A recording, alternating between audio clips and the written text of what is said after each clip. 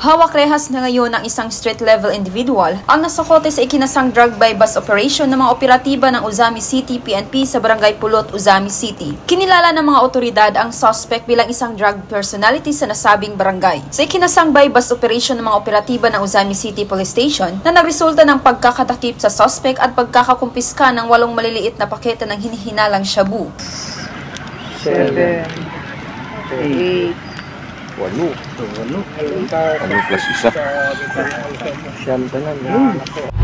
Ang Police Regional Office 10 ay naglalayong paigtingin pa ang kampanya laban kriminalidad, lalong-lalo na sa illegal na droga. Ito'y nagpapakita ng dedikasyon at kausayan ng inyong kapulisan sa paglaban sa illegal na droga.